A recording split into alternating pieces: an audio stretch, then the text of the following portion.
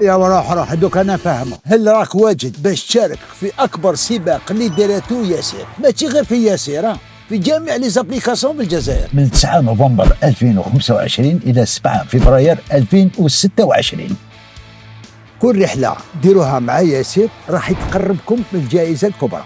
كاين أكثر من 140 فائز رايحين يربحوا معنا. الفائز الأول يدي فيها جيلي كوري، والفائز الثاني يدي فيها ليفان اكس 3 برو، الفائز الثالث يدي فيها عمراء لشخصين، دي سكوتر كوكسي، دي سامسونج جالاكسي S25، سمارت تي في، دي بلاي ستيشن 5.